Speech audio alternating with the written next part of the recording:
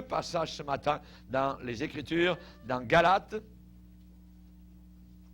Le premier passage se trouve dans Galates, au chapitre 6, et nous allons lire spécialement à partir du verset 7. Galates, chapitre 6, verset 7. L'homme le plus fort au monde. C'est le titre du message, l'homme le plus fort au monde. Galates, chapitre 6, verset 7. Ne vous y trompez pas, ça veut dire, ne soyez pas séduits, ne faites pas d'erreur, attention, ne vous y trompez pas, on ne se moque pas de Dieu. C'est un principe général. On ne se moque pas de Dieu. Ce qu'un homme aura semé, il le moissonnera aussi. Celui qui sème pour sa chair moissonnera de la chair la corruption. Mais celui qui sème pour l'esprit moissonnera de l'esprit la vie éternelle. Ne nous lassons pas de faire le bien, car nous moissonnerons au temps convenable si nous ne nous relâchons pas. Ainsi donc, pendant que nous en avons l'occasion, pourquoi? Parce qu'un jour on n'aura plus l'occasion. Pendant que nous en avons l'occasion, pratiquons le bien envers tous et surtout envers les frères en la foi. Amen et amen. Le deuxième passage qu'on va lire se trouve dans le livre de l'Ancien Testament, dans le livre des Juges. Livre des Juges, chapitre 13, et à partir du verset 2. Juges 13, verset 2. Il y avait un homme de Tsoréa et de la famille des Danites et qui s'appelait Manoach. Sa femme était stérile et n'enfantait pas. Un ange de l'Éternel apparut à la femme et lui dit, voici, tu es stérile et tu n'as point d'enfant. Tu deviendras enceinte et tu enfanteras un fils. Maintenant, prends bien garde. Ne bois ni vin, ni liqueur forte, et ne mange rien d'impur. Car tu vas devenir enceinte, et tu enfanteras un fils. Le rasoir ne passera point sur sa tête, parce que cet enfant sera consacré à Dieu dès le ventre de sa mère. Et ce sera lui qui commencera à délivrer Israël de la main des Philistins. La femme alla dire à son mari, un homme de Dieu est venu vers moi. Et il avait l'aspect d'un ange de Dieu, un aspect redoutable. Je ne lui ai pas demandé d'où il était, et il ne m'a pas fait connaître son nom. Mais il m'a dit, tu vas devenir enceinte, et tu enfanteras un fils. Et maintenant, ne bois ni vin, ni liqueur forte, et ne mange rien d'impur, parce que cet enfant sera consacré à Dieu dès le ventre de sa mère jusqu'au jour de sa mort. Amen. Seigneur, nous te bénissons pour ta merveilleuse parole. Nous reconnaissons que nous sommes dans un lieu merveilleux, un lieu redoutable, dans la présence du Dieu vivant, toi, l'ange de l'Éternel.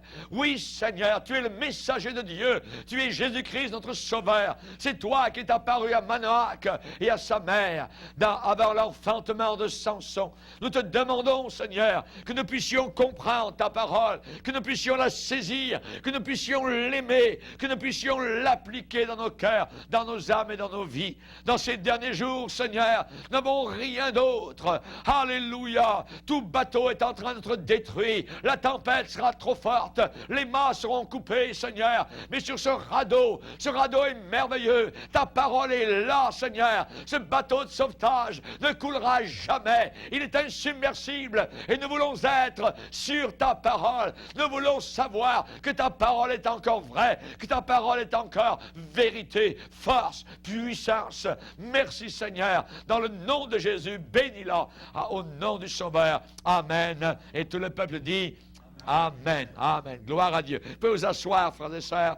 Alléluia, gloire à Dieu. Nous avons lu un premier passage, je vous l'ai dit, ce que nous semons, nous le récolterons aussi.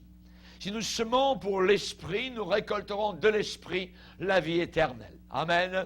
Gloire au Seigneur. Ça veut dire s'occuper des choses de Dieu, s'occuper des choses de l'Esprit de Dieu. Rappelez-vous, Jésus a fait une certaine réprimande à l'âge de 12 ans à ses parents à Jérusalem en disant « Ne savez-vous pas qu'il faut que je sois aux affaires de mon Père ?»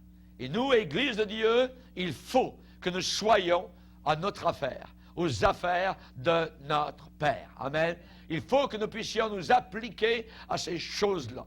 Pourquoi? Parce que ce que l'on sème, on le récolte aussi. On le récolte aussi. Et Dieu ne fait point exception de personne. Ça veut dire qu'il n'y a pas de préféré avec le Seigneur. Mais tous ceux qui en tout lieu et dans toute nation l'aiment, le craignent et le servent, ces gens-là lui sont agréables. Amen. Et c'est ce que nous voulons être, agréables au Seigneur. Nous allons parler de Samson aujourd'hui. Samson a été possiblement l'homme le plus fort au monde. Il n'y a pas eu d'homme plus fort que Samson. Mais il avait aussi ses difficultés. Il a eu ses difficultés.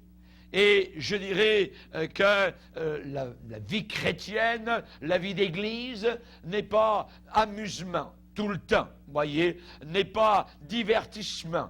La vie d'église n'est pas un show spécialement. Nous ne venons pas à l'église pour, comme on va au cinéma, comme on va à un spectacle, comme on va, je dirais, à écouter un homme parler sur un sujet social ou quoi que ce soit. Nous sommes devant Dieu. Lorsque le maître de maison, Corneille, avait rempli sa maison de gens qui ne connaissaient pas le Seigneur et qui a fait venir l'apôtre Pierre, eh bien, il a dit à Pierre, eh bien, maintenant, voilà, tous ces gens sont dans ma maison. Possiblement, c'était une maison très grande, une maison d'un centurion romain, et il y avait peut-être une centaine de personnes, je ne sais pas. Et Corneille a dit à Pierre, maintenant, nous sommes devant Dieu. Nous sommes devant Dieu. Dis-nous les choses que tu as à nous dire. Et quand on vient à l'église, nous devons nous rappeler que l'on ne vient pas devant un homme, on vient devant Dieu. Cet homme, ce pasteur, cet homme de Dieu, c'est un homme de Dieu, mais il n'est pas Dieu, mais il annonce, s'il est loin du Saint-Esprit, la parole du Seigneur. Et on ne vient pas à l'église comme on vient à un divertissement, à une belle soirée, voyez. Non, nous sommes là pour ouvrir la Bible, la parole de Dieu. Et pour entendre en des termes simples, en des termes clairs et directs, ce que la Bible a à nous dire sur nous-mêmes et sur notre monde autour de nous. Et une des choses que Jésus-Christ a enseigné, eh bien, c'est que nous nous tenons au carrefour de la vie. Nous sommes toujours à certains embranchements. Nous sommes devant certains choix. Nous sommes à des croisements de routes. Il y a devant nous deux routes. Il y a une route qui est grande, une route qui est large, et il y en a une autre qui est étroite, et une autre qui est resserrée. Ce sont les mots mêmes de la Bible. Et nous devons, je dirais, chaque jour et chaque matin, faire un choix. Dans quelle route je vais marcher aujourd'hui? Est-ce que je vais choisir le chemin resserré ou je vais choisir la route grande et large sur laquelle la majorité des gens de la planète se trouvent? Chacun de nous, nous devons faire un choix. Nous avons fait un choix le jour où nous avons été sauvés. Mais ensuite, il y a un choix régulier à faire chaque jour devant notre Dieu. Et peut-être que certains aujourd'hui se tiennent devant ce carrefour et vous allez devoir décider. On ne peut pas ne pas décider. Nous devons décider, évidemment, si nous allons nous tenir encore et encore pour le Seigneur, pour ses valeurs, pour sa croix, pour son opprobre, pour sa honte, voyez. Et ça demande évidemment des résolutions. Des résolutions. Du temps de Déborah, il est dit dans la Bible, grandes furent les résolutions du cœur. Ça vient du cœur. C'est en croyant du cœur qu'on parvient au salut. Nous devons faire nos résolutions personnelles devant Dieu et par rapport à l'éternité. Et c'est bon d'écouter. C'est bon d'écouter la parole de Dieu. Et en réalité, vous n'écoutez pas ma voix, mais vous devez, au travers de ma voix, entendre la voix du Seigneur. C'est comme cela que ça marche dans l'Église de Dieu, pouvoir sortir en disant, Dieu m'a parlé ce matin. Dieu m'a parlé au travers du pasteur, Dieu m'a parlé au travers de la prédication. D'écouter la voix de Dieu. Pourquoi? Parce que la voix de Dieu parle à notre cœur. La voix de Dieu parle toujours à notre cœur. Et nous prions généralement en disant, notre Père, nous prions que l'Esprit Saint, que l'Esprit de Dieu puisse convaincre, voyez, de péché, de justice, de jugement.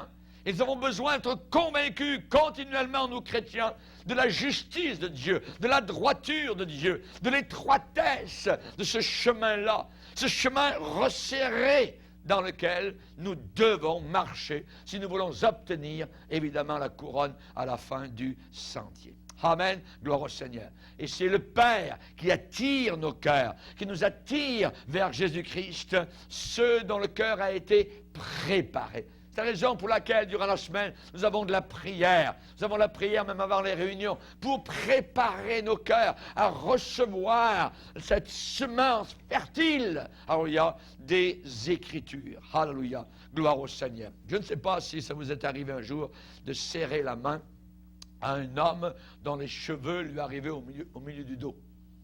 Voyez, c'est une expérience assez particulière, voyez, serrer la main, donner la paluche, comme on dit, à un homme, et vous demandez, c'est une femme ou un homme. Vous voyez bien que c'est un homme, mais il a de très, très longs cheveux. Eh bien, dans la Bible, il y avait un homme qui avait laissé pousser ses cheveux pour des raisons spéciales et pour un but. Il y a beaucoup de personnes dans ce pays qui ont les cheveux longs. C'est certain.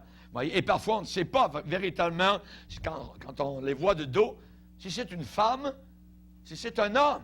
Voyez. Et la Bible appelle cela une abomination. La Bible dit qu'il est bon pour l'homme d'avoir les cheveux courts et que la dame, eh bien, doit avoir les cheveux longs. Je ne vous dirai pas le nombre de centimètres, ça n'a pas d'importance, voyez, mais qu'il y a au moins une différence entre l'homme et la femme. C'est abominable de voir une femme qui a la tête rasée, à moins que ce soit pour des raisons, évidemment, donc médicales, ou que les cheveux soient tombés à cause de cancer ou des choses semblables.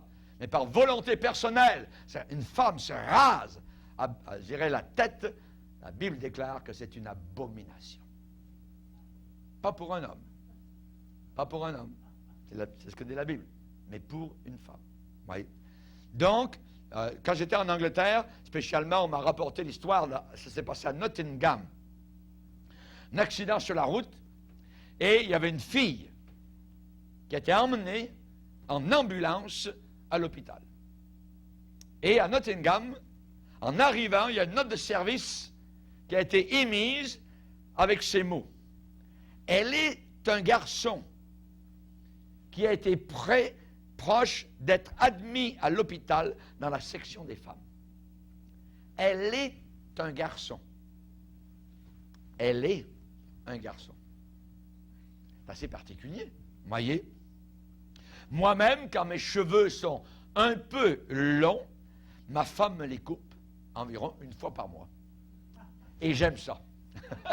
Et je bénis le Seigneur pour cela. Alors, la Bible dit que c'est bien pour une femme d'avoir les cheveux longs et que c'est bien pour un homme d'avoir les cheveux courts. C'est simple, voyez. Il y a beaucoup de personnes, beaucoup de jeunes dans ce pays qui sont idéalistes, qui cherchent des défis, qui cherchent quelque chose à croire, voyez. Et j'ai lu, il n'y a pas tellement longtemps, dans le journal qu'il y avait une jeune fille, ici au Canada, d'environ 18 ans, 19 ans, et elle avait promis à sa mère, qui était en train de mourir sur son lit de mort, de garder toute la famille ensemble. C'est beau, voyez. Et que c'est elle, une fois que la maman serait morte, qui allait s'occuper d'élever ses 4 frères et sœurs. Elle a dit, et je cite, « Ça ne me fait rien. Je sais qu'il faudra que j'abandonne beaucoup de fun, c'est pas grave, je suis prêt à faire cela de tout mon cœur. C'est beau. C'est très bien. Vouloir se consacrer pour garder la petite famille ensemble. Et je crois que jusqu'à une certaine époque, c'est ce qui a fait que notre pays, le Canada, a été reconnu dans le monde comme étant un pays de bien, un pays de paix, et ainsi de suite. Mais les choses maintenant sont en train de radicalement changer. J'aimerais vous dire qu'il y avait un jeune qui, à la fin d'une de nos réunions que j'avais accomplies, et il a dit, j'ai accepté Jésus-Christ parce que partout dans le pays, il y a du doute. Partout dans le pays, il y a du doute. Partout, il y a du doute à l'intérieur de ce qu'on appelle Église, disait-il. Il y a du doute sur la rue, il y a du doute à l'école. On nous apprend à douter, il y a du doute sur la télévision. Mais dans ce lieu où je suis venu pour entendre pour la première fois la parole de Dieu, je me suis avancé à l'appel parce qu'ici, il me semble que les gens croient à quelque chose. Et je veux embarquer dans cela, et c'est pourquoi je suis venu ici. Je veux être un croyant dans quelque chose. Je veux croire à quelque chose. Alléluia. C'est merveilleux. Et j'ai trouvé au travers de mon ministère, alléluia, cette année, ça va faire 40 ans que j'ai accepté le Seigneur. C'est merveilleux, je bénis le Seigneur au travers de toutes ces années. C'est partout comme cela dans le monde, que ce soit en Afrique, en Europe, en Amérique, en Asie, dans les îles. Voyez, les gens veulent des choses qui sont vraies et voir quelqu'un qui croit à quelque chose et qui est prêt, s'il le faut, à mourir pour cette valeur. Paul a dit, je sais en qui j'ai cru. Je sais en qui j'ai cru. Il a écrit aux Philippiens en disant, je suis persuadé. Ce sont des paroles dont on a besoin aujourd'hui. Je sais, je suis persuadé, voyez, que celui qui a commencé en vous cette bonne œuvre la rendra parfaite pour le jour de sa gloire. Amen. Persuadé, merci Seigneur. Et ce jeune homme-là qui était venu en avant, eh bien, lui, à l'appel, et qui m'avait dit cela, eh bien, il disait vouloir croire quelque chose et parler avec quelqu'un qui croit solidement dans quelque chose de vrai. Amen. Et ça, évidemment, c'est quelque chose de glorieux. J'ai trouvé aussi que dans les collèges, les universités spécialement, ils ne sont peut-être pas d'accord avec ce que nous enseignons, ce que nous croyons, ce que nous disons, mais malgré leurs murmures, malgré leurs moqueries, derrière, ils vont admirer quelqu'un qui arrive en disant « Je crois quelque chose ». Oh, eux ne croient rien, je crois en moi. Voyez, c'est le cri de notre génération, je crois en moi. Voyez, aujourd'hui, la personne moyenne va dire « Oui, c'est vrai, c'est de cette façon, c'est de cette manière, ok, je suis d'accord avec toi, mais ça peut être aussi d'une autre manière. » Ça, c'est la mentalité de ce monde. On leur a appris à douter. On leur a appris à murmurer. On leur a appris à se moquer. C'est de cette façon, c'est vrai, mais ça peut être aussi d'une autre manière. Dernièrement, dans le temps des fêtes, j'ai entendu à Radio-Canada 2 savants français qui ont été interviewés sur Dieu. Alors, ces 2 savants français ont dit, Dieu, ça n'existe pas. Voyons, la science avec un grand S comme serpent. La science. Ce livre-là n'est pas un livre de science. Ce livre est un livre de foi. C'est par la foi que nous reconnaissons que le monde a été créé par la parole de Dieu. Et lorsque l'intervieweur de Radio-Canada a demandé « Et le diable, qu'est-ce que vous en pensez? » Ils n'ont même pas répondu.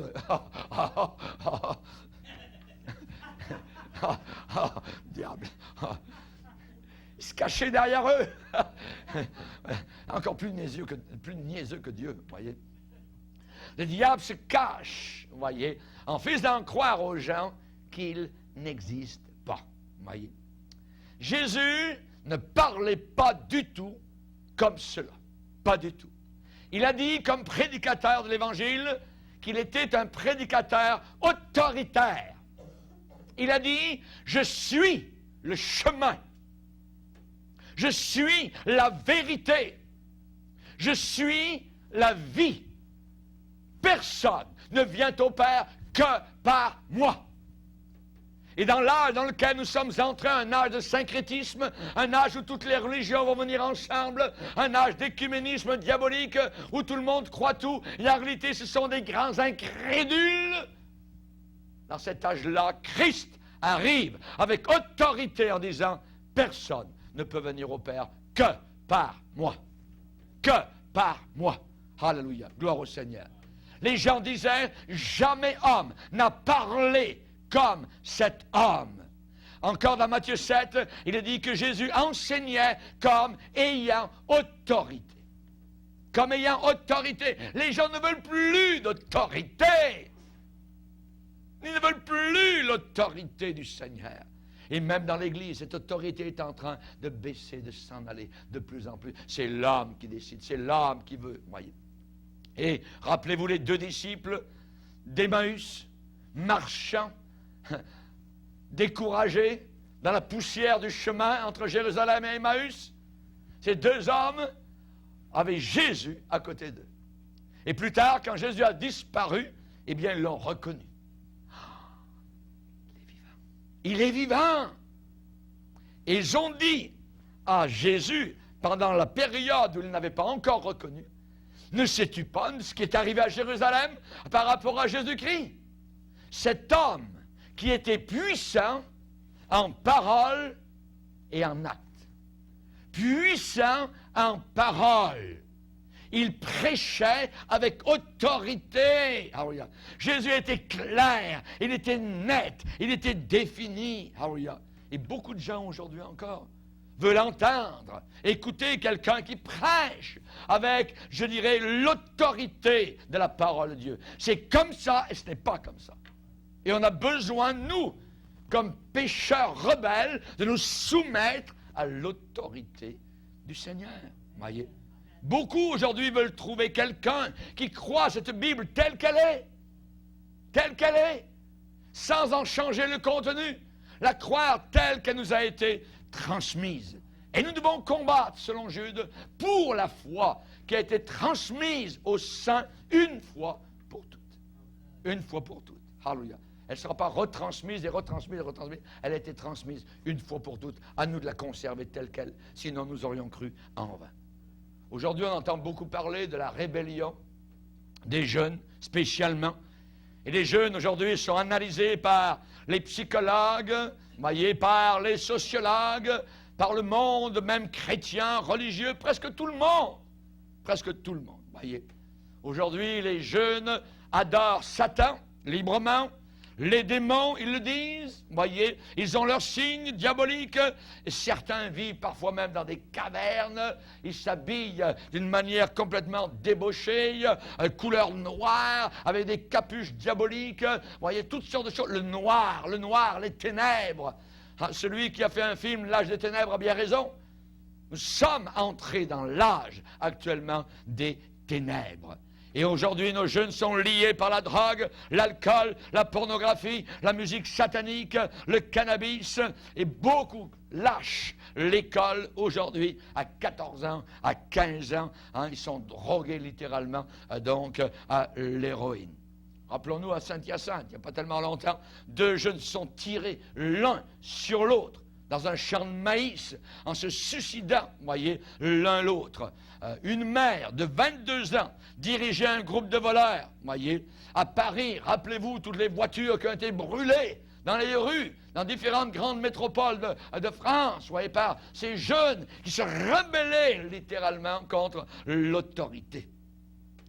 Et on va dire, une mère de 22 ans qui dirigeait un groupe de voleurs, voyez, littéralement c'est elle qui était la bosse. Tout ça. Où c'est-tu le problème? C'est quoi le problème? Voyez? Ah ben on va investir un peu plus, 3-4 millions ici, on va faire un programme social, tout ça, on va bâtir de plus grands hôpitaux avec des ailes psychiatriques à n'en plus finir, ainsi de suite. Voyez? Où se situe le problème? On nous dit que nos jeunes ont trop de loisirs. Certains disent que c'est parce qu'ils sont insécures. D'autres ont dit, c'est le mauvais environnement. D'autres ont dit, il y a pas assez d'encadrement des parents. D'autres ont dit, il y a trop de films, trop d'amusement, trop de TV. Mais la Bible dit que le problème est bien plus profond bien plus profond, bien plus enfoui, bien plus caché que cela. Alléluia. Nous, les chrétiens, qui sommes nés de nouveau, dont la vie a été changée, nous avons trouvé un médicament contre la frustration. Nous avons trouvé une guérison à la solitude. Nous avons trouvé une guérison au cafard, voyez. Nous avons trouvé une solution à la morosité actuelle qui va de plus en plus grandir dans le monde, à l'ennui. Nous ne nous ennuyons plus, nous les chrétiens. Ah, c'est fini ce temps-là, voyez.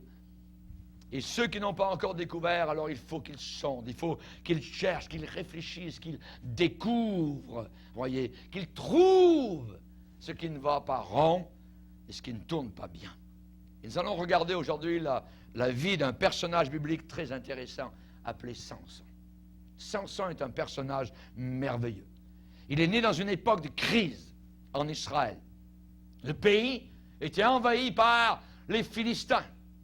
Le pays entier était dévasté, ravagé. Les Israélites cultivaient leurs champs quand, sous le soleil du Moyen-Orient, leur récolte était prête à être engrangée. Les Philistins arrivaient, c'était eux qui récoltaient sous les yeux des Israélites les récoltes. Ils tuaient leurs bébés, ils tuaient n'importe qui dès qu'ils arrivaient dans un village. C'était les Philistins, ils régnaient sur le pays d'Israël. Et dans un temps de crise semblable, Dieu a fait naître Samson. Samson. Vous savez que la Bible dit la vérité sur les héros de la Bible. La Bible ne cache rien sur ces héros. On découvre les erreurs de Samson. On découvre les problèmes de Samson. Et c'est vrai que nous avons des problèmes. Et c'est vrai que nous commettons des erreurs aujourd'hui, parfois dans ce que nous faisons. Et rappelons-nous que sa vie, la vie de Samson, s'est terminée dans une faillite, dans un échec terrible. Il aurait pu être le plus grand homme de l'histoire humaine, mais il n'a pas voulu. Il a décidé que non. Et c'est là que le principe de Galates 6 s'applique. Ce qu'un homme aura semé, il le récoltera aussi. Même si c'est pour des héros de la Bible, des hommes choisis de Dieu, des pasteurs, des évangélistes, des chrétiens, des diacres, n'importe qui. Dieu ne fait exception de personne. Ce qu'un homme sème, il le récoltera aussi. Quels étaient les problèmes de Samson? Ces problèmes, eh bien, je vais les voir de façon négative, c'est qu'il n'avait pas un mauvais environnement. Non, pas du tout. Ce n'est pas que ses parents avaient misérablement échoué avec lui. Non.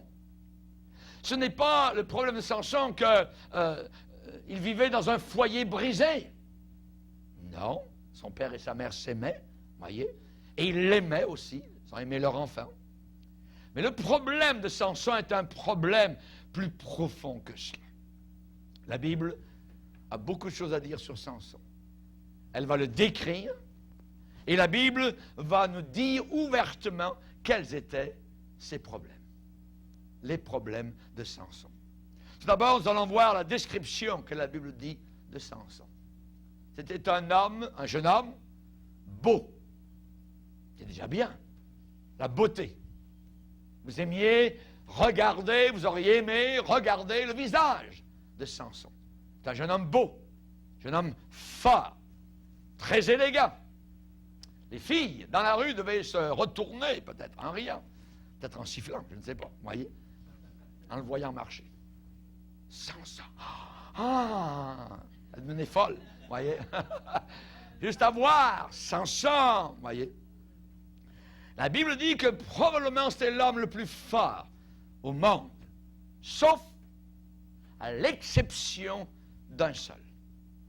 Et moi, personnellement, je pense que Jésus-Christ était physiquement l'homme le plus fort qui ait jamais vécu.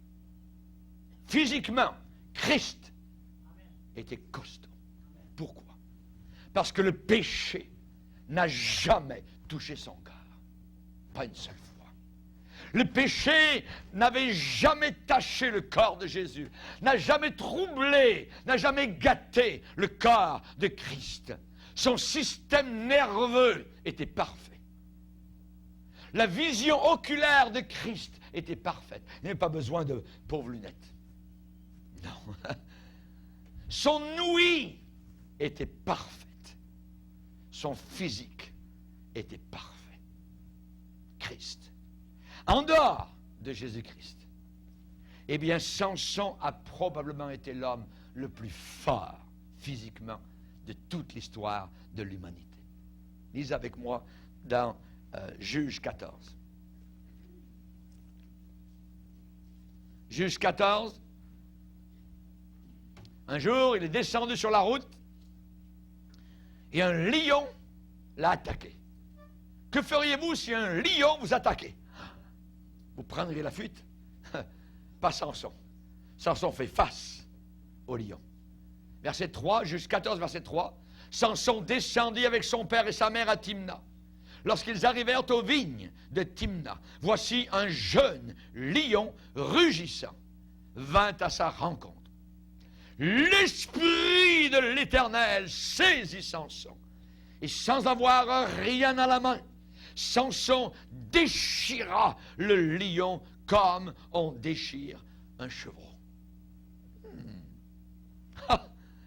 Un lion attaque Samson.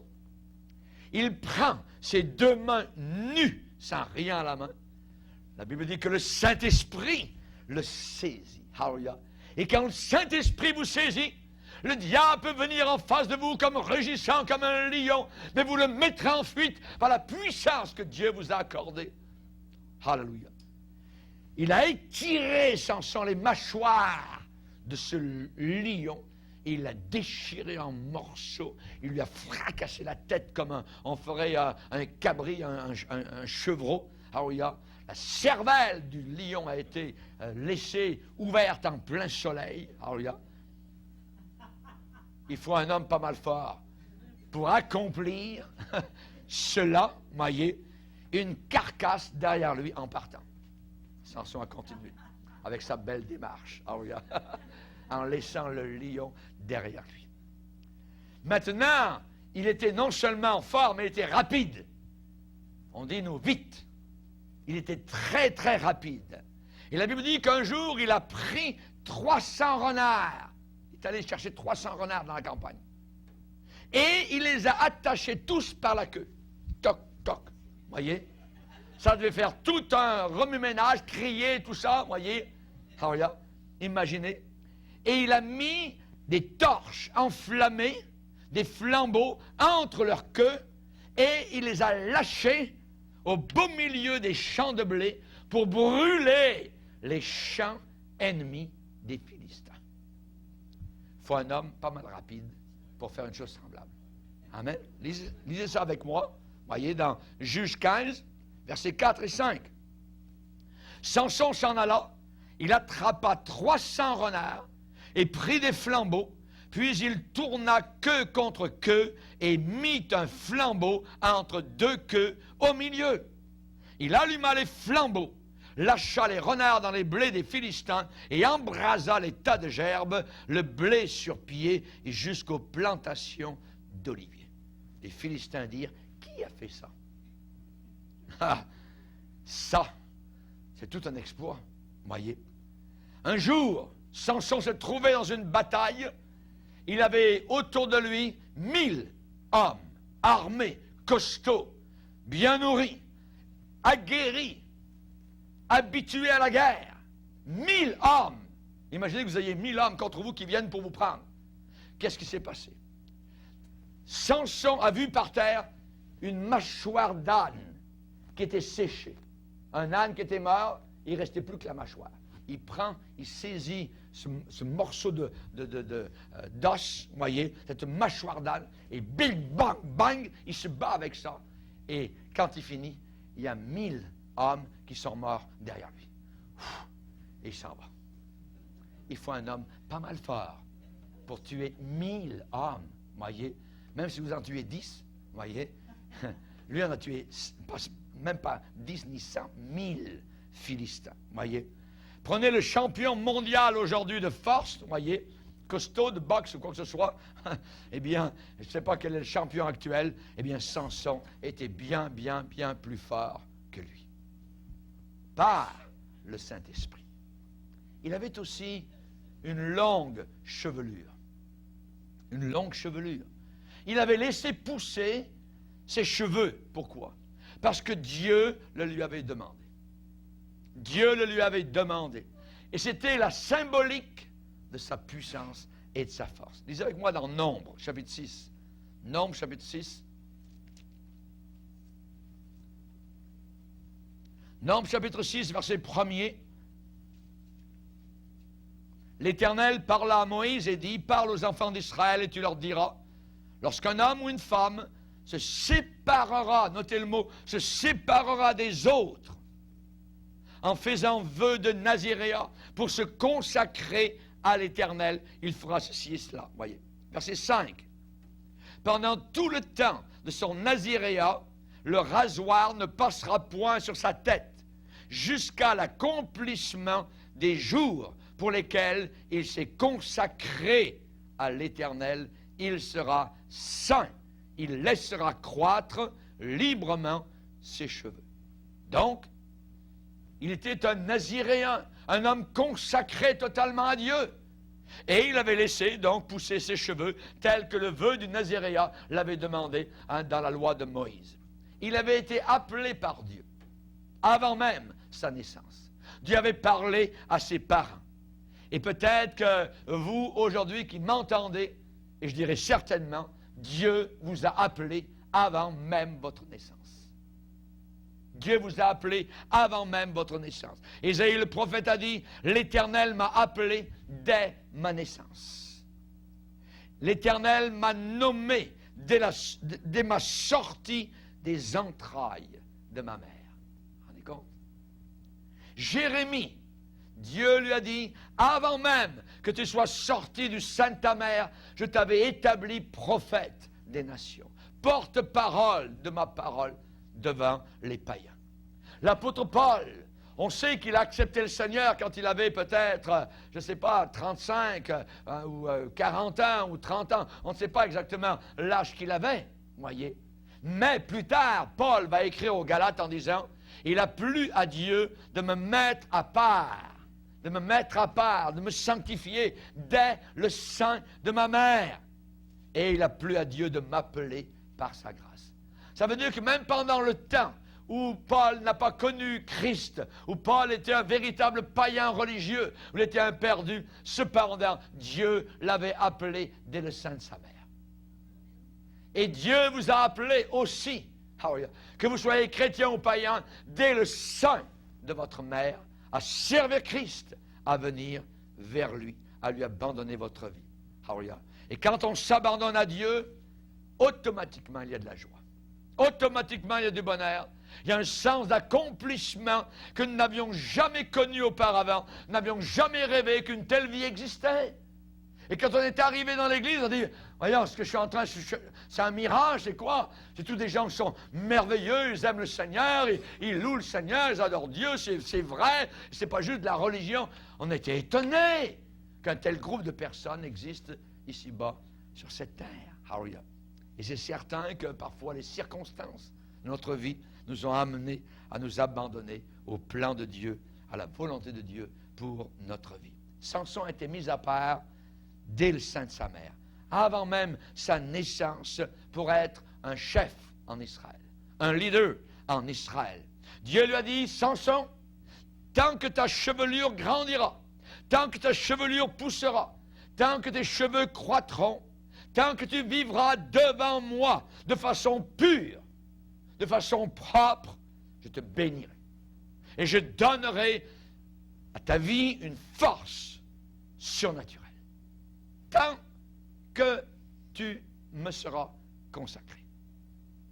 Tu vas être capable de vaincre tous les ennemis d'Israël.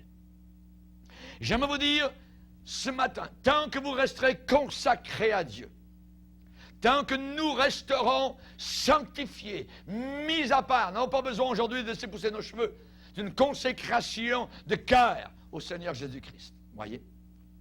À ce moment-là, l'ennemi n'aura jamais le pouvoir sur nous. L'ennemi ne pourra jamais nous vaincre. L'ennemi ne nous surprendra pas. nous resterons en éveil, tant que nous resterons consacrés au Seigneur, à part.